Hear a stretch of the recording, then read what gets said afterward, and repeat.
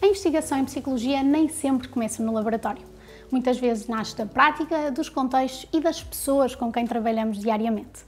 Hoje, damos a voz a quem transforma essas perguntas em investigação relevante com impacto real no dia-a-dia de quem exerce psicologia em Portugal.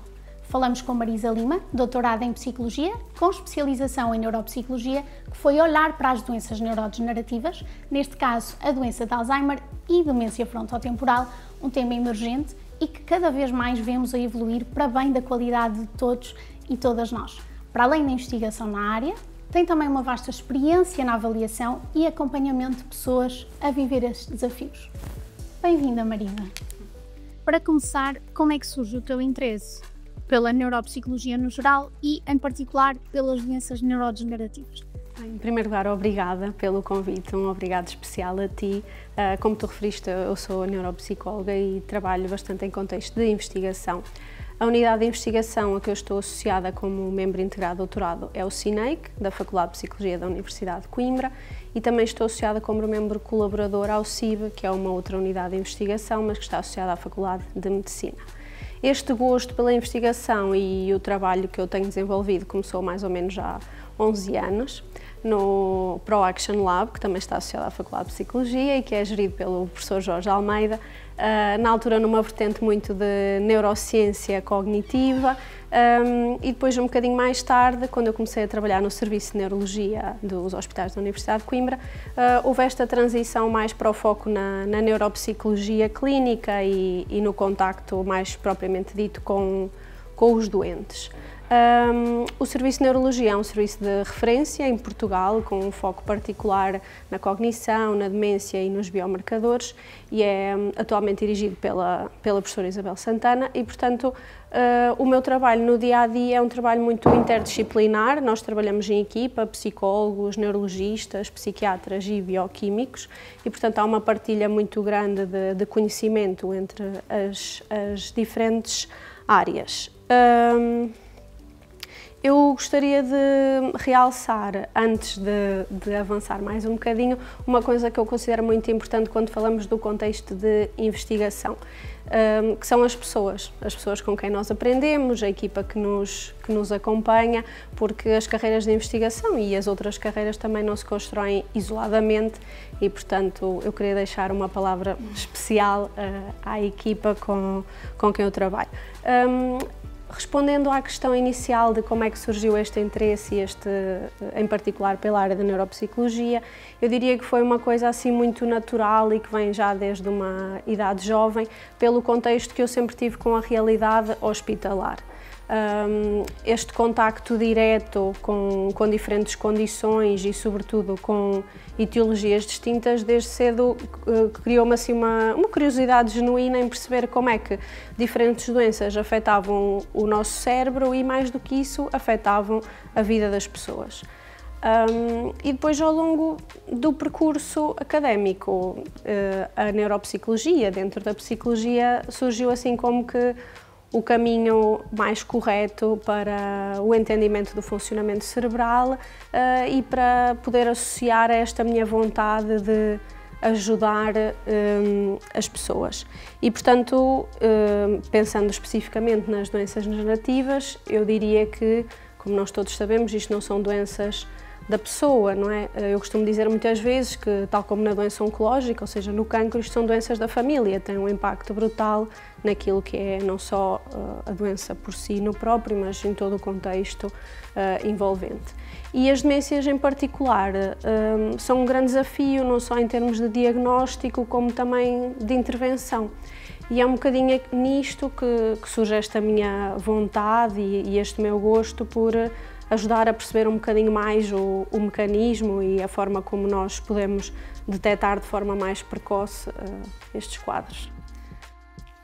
Falaste aí de uma série de nomes e de conceitos e a verdade é que a tua investigação tem-se focado na doença de Alzheimer, na demência frontotemporal e acabam por ser nomes que nós vamos ouvindo muito no dia-a-dia, infelizmente, nas notícias, o que seja. E apesar de muito faladas, pode gerar um bocadinho de confusão o que é que realmente significa. Então acho que podia ser interessante começar por desconstruir um bocadinho estes contextos neste espaço. Sim, de facto, eu concordo, ou seja, tanto o conceito de demência como de doença de Alzheimer são coisas que estão sempre muito presentes no nosso cotidiano, mas nem sempre é assim muito claro o que é que efetivamente eles representam e, portanto, acho que sem dúvida é importante desmistificar isto, não só do ponto de vista neuropsicológico, como também biológico e, portanto, a demência não é mais do que um termo genérico que é usado para classificar um conjunto de doenças que têm características em comum. E estas características são uma perda progressiva das nossas capacidades, quer cognitivas, quer comportamentais, às quais está associada uma perda da autonomia, ou seja, as pessoas deixam de conseguir desempenhar as suas atividades da vida diária de forma independente. Uma coisa que eu também acho relevante referir é que muitas vezes quando nós dizemos que uma pessoa tem uma demência, isto não quer dizer exatamente que tem uma doença de Alzheimer, ou seja, existem muitos tipos de demência, não é? Demência frontotemporal, demência vascular, demência associada à doença de Parkinson, pronto, muitos tipos de demência. A doença de Alzheimer é de facto a forma mais prevalente e é a mais comum e associa-se, tal como o conceito pressupõe, a esta perda progressiva e a esta deterioração das nossas capacidades, que levam em fases mais avançadas à perda da capacidade de autonomia, mas está sobretudo associada à acumulação de dois tipos de proteínas específicas no nosso cérebro, que o que fazem é provocam a morte dos neurónios e a morte das conexões entre os neurónios.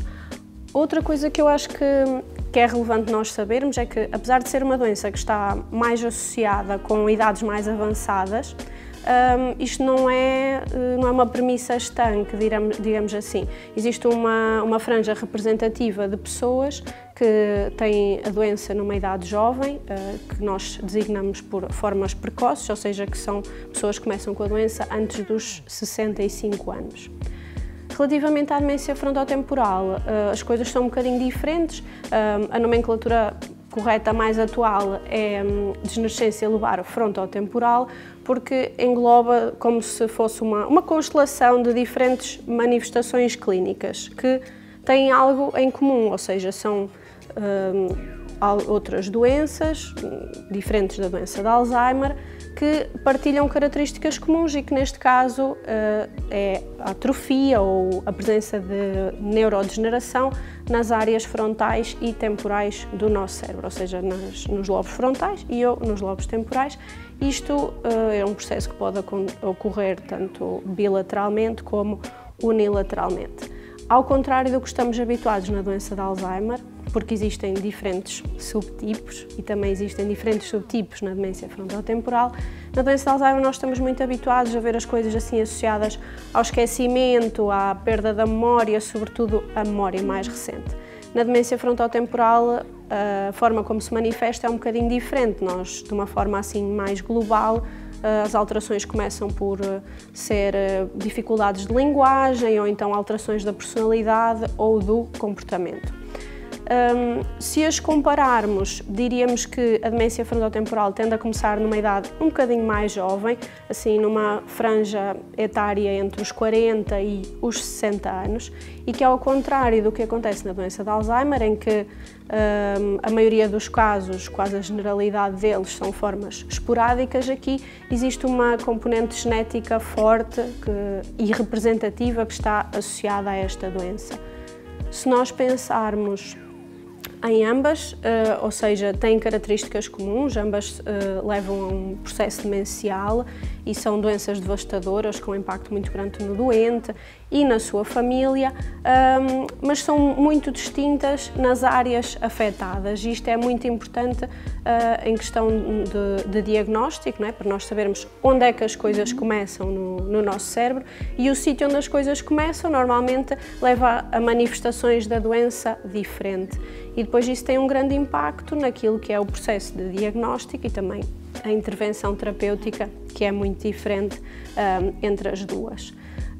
E portanto é um bocadinho aqui que entra o papel da neuropsicologia e também onde entra a minha função enquanto investigadora, que é tentar aqui um bocadinho perceber quais são estes precipitantes, ou seja, estes marcadores ou cognitivos ou funcionais que nós possamos detectar o mais precocemente possível e que sejam, entre aspas, sinalizadores deste tipo de doenças, e por outro lado, nós conseguirmos também marcadores, seja cognitivos, seja de voz, agora com esta evolução das novas tecnologias, que permitam ao longo do tempo monitorizar a evolução da doença e conseguir, com a cuidada de vida, acompanhar aquilo que é a evolução e, no mundo ideal, predizer qual será o prognóstico das doenças, porque muitas vezes na consulta são estas perguntas que nós ouvimos, não é? Daqui a 2 anos, o que é que vai acontecer? Ou quando é que vai deixar de conseguir conduzir,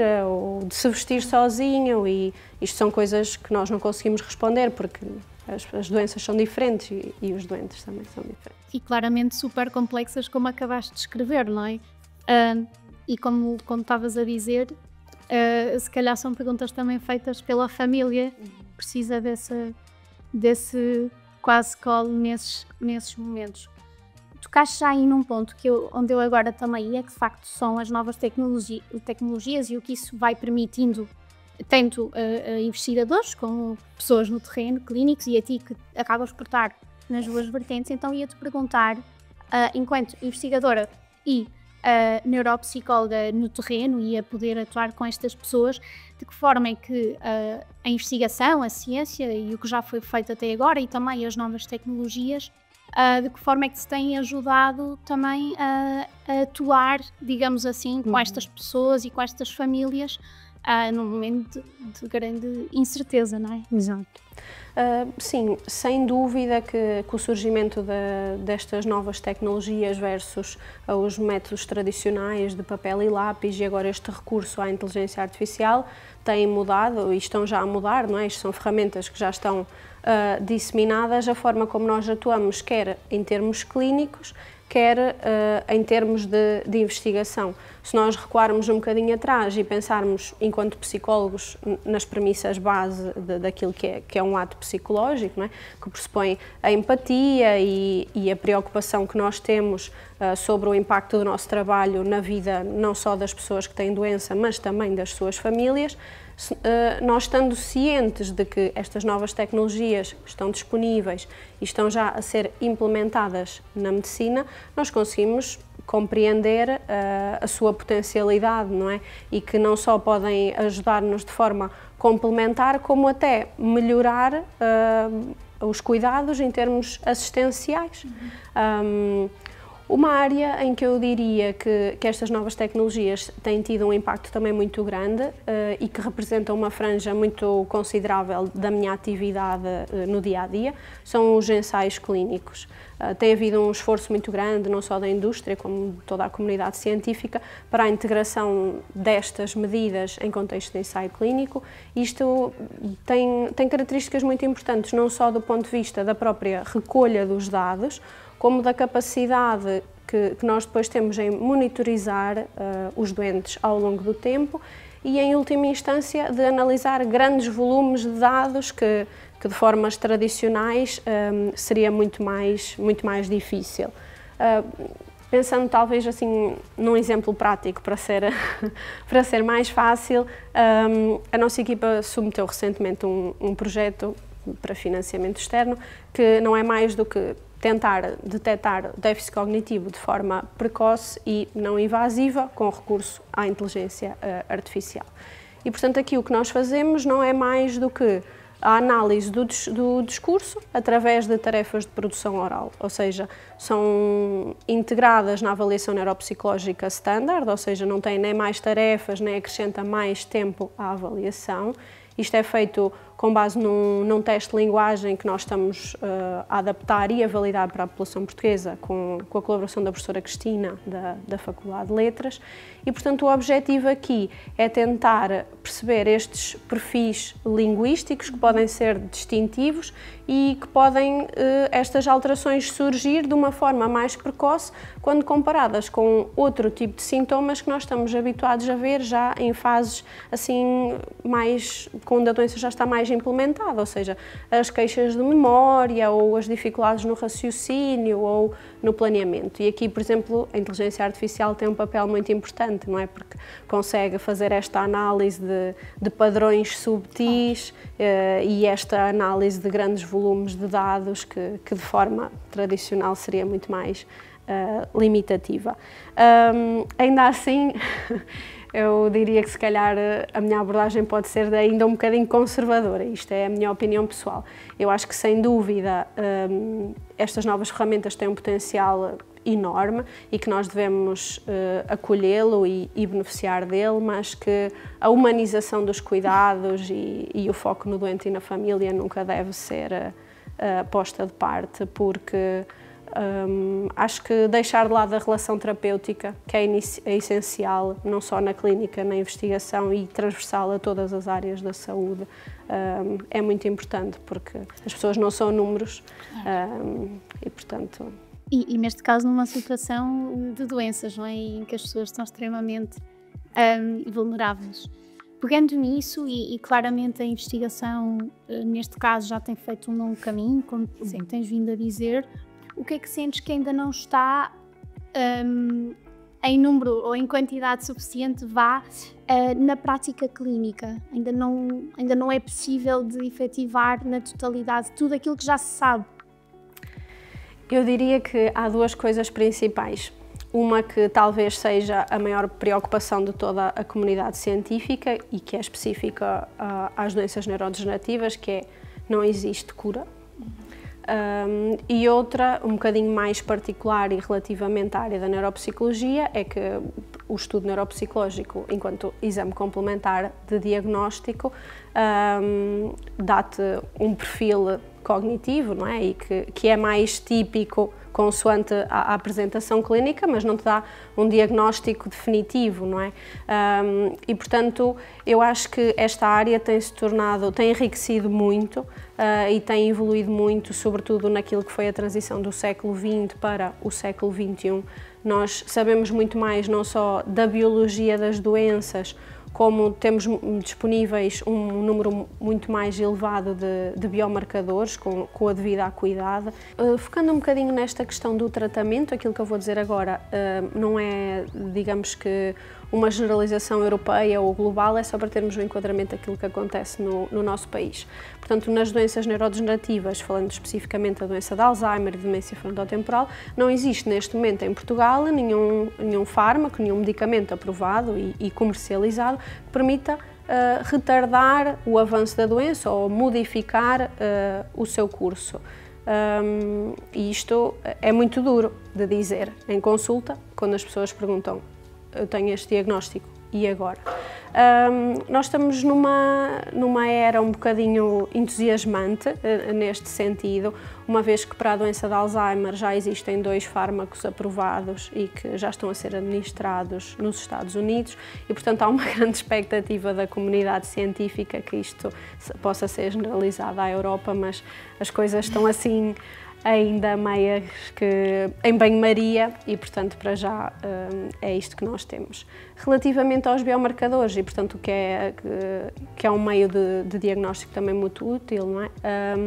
O que nós tínhamos há 5, 10 anos atrás eram meios não só dispendiosos como invasivos, por exemplo, um PET de crânio para detectar proteínas específicas que têm um custo muito elevado, ou procedimentos hospitalares muito invasivos, como a punção lombar, e nestes últimos anos nós assistimos a um avanço muito grande nesta área, porque nós neste momento já conseguimos, de forma simples e pouco invasiva, através de uma colheita de sangue e com uma sensibilidade já considerável em termos também de acuidade diagnóstica, detectar a presença ou a ausência destas proteínas específicas e que estão tendencialmente associadas à doença de Alzheimer.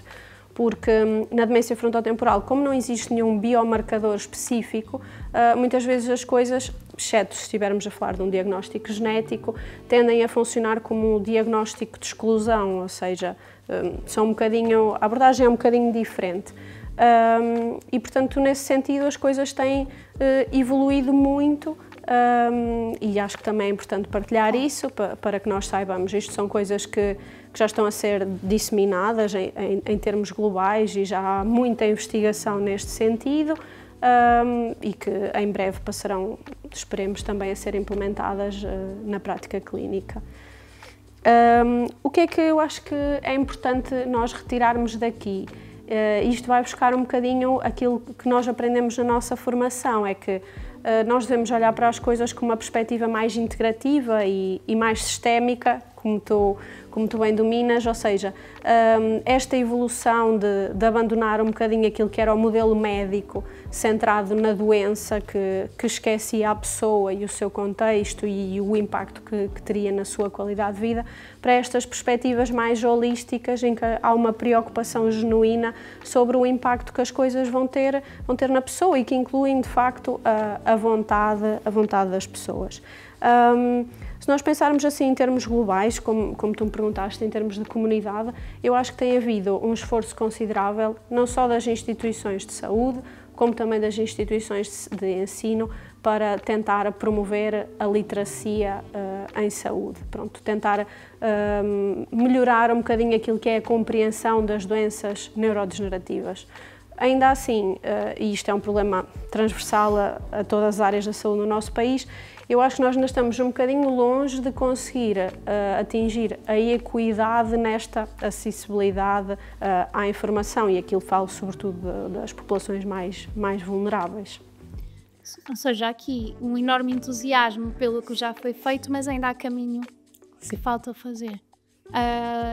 Há algo em particular que identifiques em termos de investigação que ainda falta fazer e que até te entusiasma a ti também? Ora bem, isso é uma pergunta, eu não tenho uma resposta brilhante para essa pergunta. Eu acho que há muitas coisas que me entusiasmam, felizmente, mas antes de me entusiasmarem, eu acho que há alguns pontos relevantes com que nós nos deparamos quando aspiramos, enfim, uma carreira na investigação em Portugal. E acho que isto é uma coisa que não é só na psicologia, é transversal às outras áreas. Mas focando na nossa área em particular, nós sabemos que há uma grande lacuna que ainda precisa de ser preenchida, que é de facto a falta de psicólogos no Serviço Nacional de Saúde, não é? E esta falta de psicólogos acaba por comprometer um bocadinho aquilo que é o acesso às consultas de psicologia e que torna isto numa questão crítica, não é? Se nós integrarmos o preço das consultas no privado com esta dificuldade no acesso no SNS, nós temos barreiras muito grandes e estas barreiras impactam não só impactam primeiro as populações mais vulneráveis, não é? Porque depois acabam por ser sempre os mesmos grupos a ter acesso às mesmas coisas, mas isto depois são questões que acabam por ser um bocadinho transversais, não só às doenças neurodegenerativas, porque esta dificuldade no acesso vem desde a infância até à idade adulta. Outra questão importante que eu acho que também merece algum destaque são de facto as respostas sociais no nosso país, porque nós sabemos que existem imensas estruturas residenciais espalhadas pelo país, em diferentes regiões geográficas, mas a verdade, a generalidade, porque era assim que as coisas se faziam, estão muito voltadas para a prestação de cuidados às pessoas mais velhas.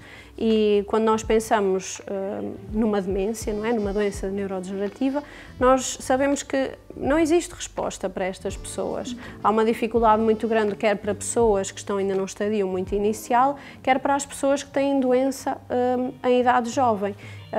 Isto depois acaba por ter um paralelismo muito grande com aquilo que nós estamos neste momento a experienciar em termos de comunidade científica. Saiu o ano passado um artigo muito relevante sobre aquilo que é a prevenção da demência, todos os fatores que nós podemos modificar e que nos ajudam a poder prevenir uma demência.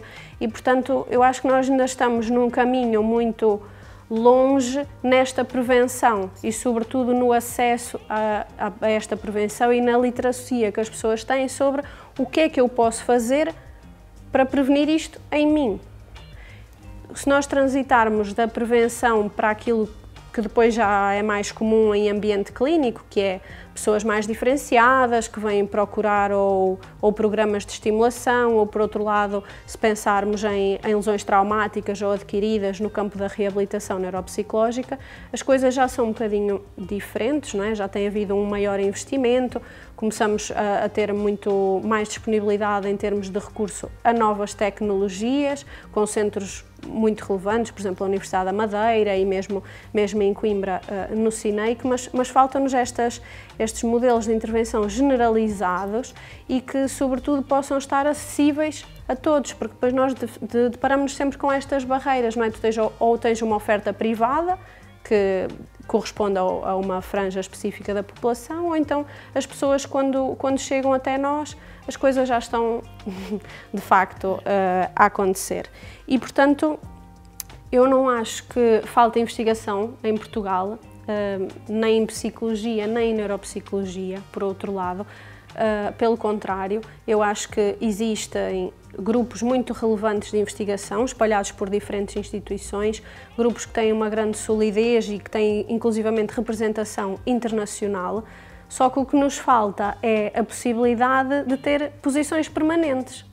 E isto é uma coisa que é transversal, não é? Portanto, há pessoas muito qualificadas, pessoas que têm muito gosto por aquilo que fazem, mas que depois acabam por viver num sistema muito precário.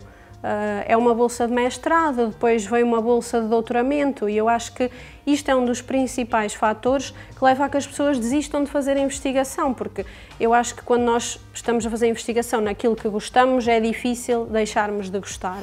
Mas há um ponto da vida em que tu pensas, isto tem um impacto demasiado relevante naquilo que é a minha vida pessoal e naquilo que eu quero para mim, eu não quero esta posição precária.